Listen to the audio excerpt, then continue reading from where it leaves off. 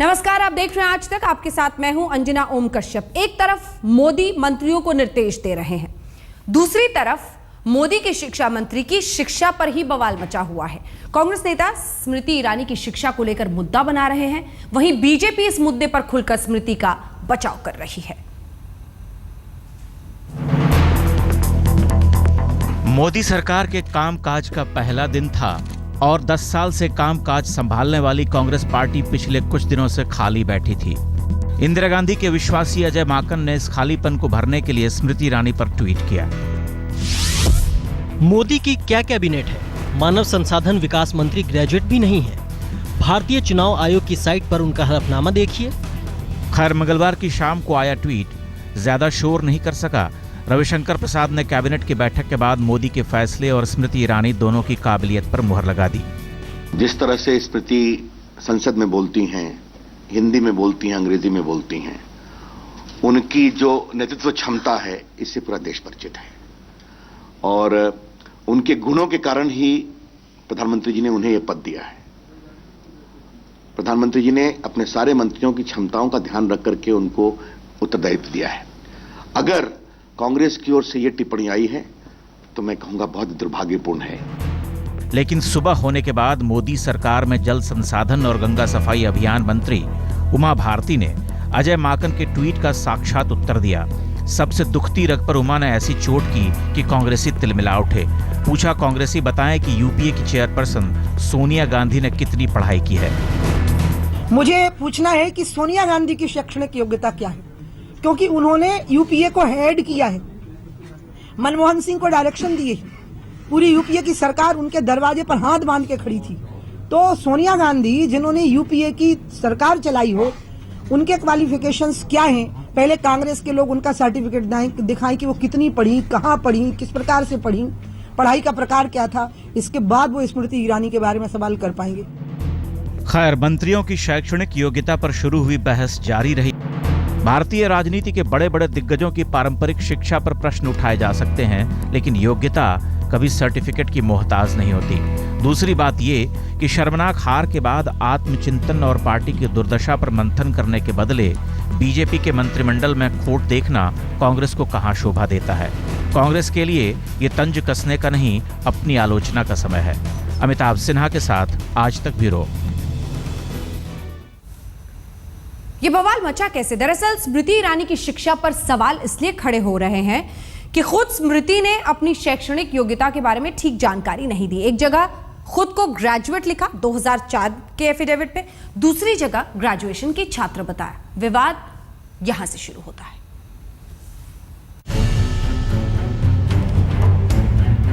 कामकाज संभाले कुछ घंटे ही बीते थे कि कांग्रेस का पहला गोला बीजेपी सरकार के मानव संसाधन मंत्री स्मृति ईरानी पर गिरा। अजय माकन ने ट्वीट किया कि जो खुद ग्रेजुएट नहीं है वो देश के मानव संसाधन मंत्री बनी है। ये जानकारी चुनाव आयोग और राज्यसभा की वेबसाइट से ली जा सकती है। खुद स्मृति ने शिक्षा दीक्षा का ब्यौरा चुनाव आयोग में दिया है। स्मृति ने 2014 में अपने हलफनामे में लिखा है, bachelor of commerce part 1, school of open learning, university of Delhi, 1994। लेकिन 2004 के लोकसभा चुनाव में चुनाव आयोग के सामने हलफनामा देते हुए उन्होंने ब्यौरा दिया था कि वो 1996 में ग्रेजुएट हो चुकी हैं। राज्यसभा सांसद स्मृति की शिक्षा के बारे में राज्यसभा की वेबसाइट पर जो जानकारी है, उसके मुताबिक स्मृति ने होली चाइल्ड ऑक्सिलियम से स्कूली पढ़ाई लिखाई पूरी की और दिल्ली विश्वविद्यालय के पत्राचार विभाग से उनकी पढ़ाई जारी है। कांग्रेस पार्टी ने तंज कसा कि अंडर ग्रेजुएट कैसे देश की मानव संसाधन विकास मंत्री बन सकती है। हालांकि बीजेपी ने कांग्रेस के सवाल पर बड़ा करारा जवाब दिया। नस वहां पकड़ी जहां तकलीफ सबसे ज्यादा होती है। उन्होंने स्मृति की शैक्षणिक योग्यता पूछी। मुझे पूछना है कि सोनिया गांधी की शैक्षणिक योग्यता क्या है, क्योंकि उन्होंने यूपीए को हेड किया है, मनमोहन सिंह को डायरेक्शन दिए। पूरी यूपीए की सरकार उनके दरवाजे पर हाथ बांध के खड़ी थी। तो सोनिया गांधी जिन्होंने यूपीए की सरकार चलाई हो, उनके क्वालिफिकेशंस क्या हैं?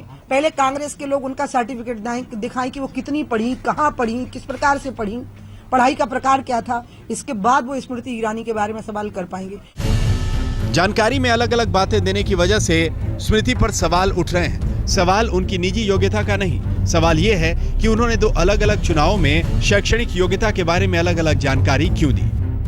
आज तक ब्यूरो। स्मृति ईरानी, शायद ही सोचा होगा स्मृति ईरानी ने कि उन्हें मानव संसाधन मंत्री की कुर्सी मिलते ही विपक्षियों के हमले का इस कदर उन्हें सामना करना होगा। मानव संसाधन की जिस कुर्सी पर बैठने के बाद स्मृति को कांग्रेस के हमले झेलने पड़ रहे हैं, उस पर हमेशा से दिग्गज बैठते आ रहे हैं।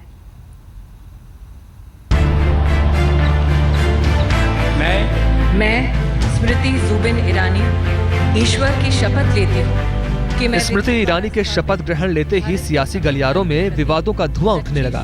देखते ही देखते कांग्रेस ने विवादों को आग की शक्ल दे दी।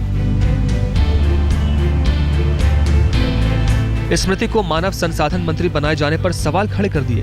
कांग्रेस की उस आग को बीजेपी बुझाने में जुट गई है, लेकिन विवादों की लपटें तेज होती जा रही हैं। कांग्रेस की दलील है कि जिस पद पर स्मृति ईरानी को बैठाया गया है वो उसके काबिल नहीं है।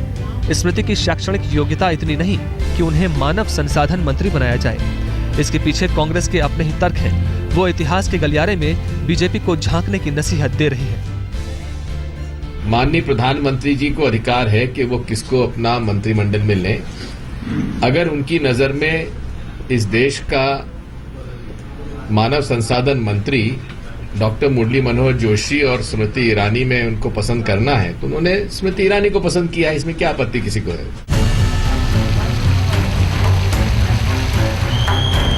इसमें कोई शक नहीं कि मानव संसाधन मंत्री की कुर्सी पर आज तक जितने भी सियासतदां बैठे, उनकी शैक्षणिक योग्यता पर किसी ने सवाल खड़े नहीं किए।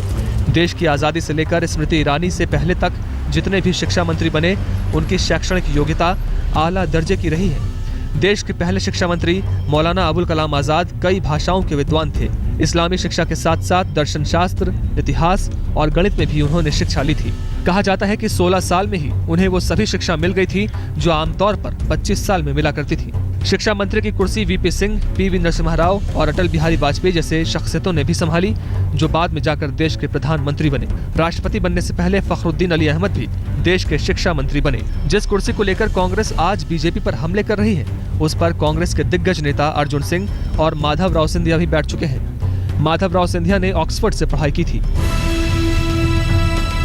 कैबिनेट में अगर नाखदा आदमी भी हो लेकिन पॉलिटिकल हो, वो बेहतर है बजट के पढ़े लिखे लोगों के जो बिल्कुल नॉन पॉलिटिकल है।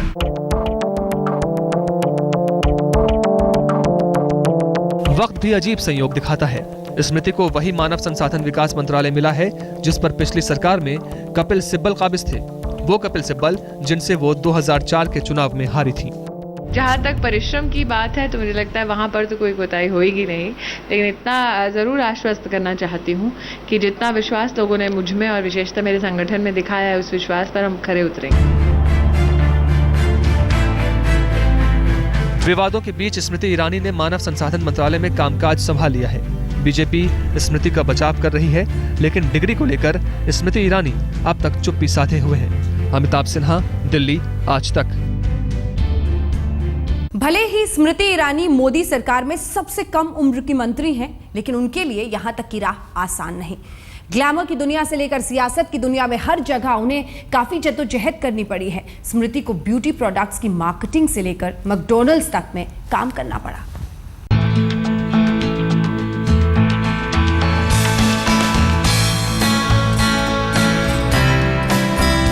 हौसले और हिम्मत के साथ आगे बढ़ते जाना, फिर दुनिया भी आपके कदमों में होगी। स्मृति ने यही सीखा है। ईश्वर की शपथ लेती हूँ कि मैं विधि द्वारा स्थापित भारत के संविधान। कंजर्वेटिव पंजाबी बंगाली परिवार की 3 बेटियों में से स्मृति एक है और स्मृति ने कई मिथकों को तोड़ते हुए ग्लैमर वर्ल्ड में किस्मत आजमाने का फैसला किया।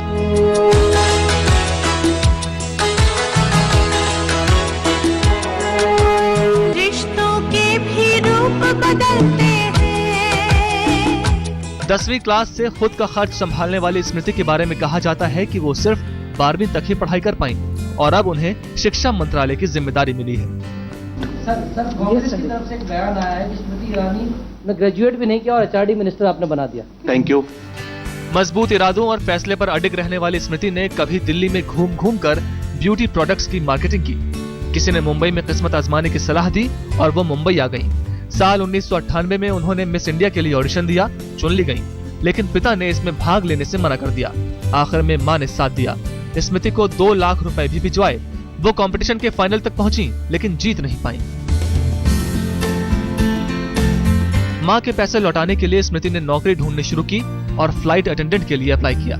सिलेक्शन नहीं हुआ, कई मॉडलिंग ऑडिशंस में रिजेक्ट हुई और आखिर में उन्होंने बांद्रा में मैकडॉनल्ड्स में काम भी किया।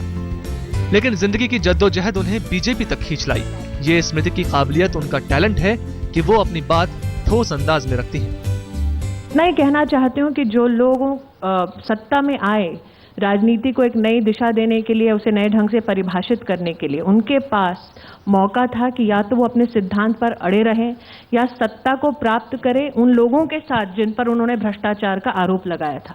और आम आदमी पार्टी ने कांग्रेस को भ्रष्ट कहा लेकिन सत्ता में आने के लिए कांग्रेस से हाथ मिलाया। तो झाड़ू हाथ के हाथ में है, ये तो देश जानती है। अब हाथ बताए कब झाड़ू छोड़ेगा।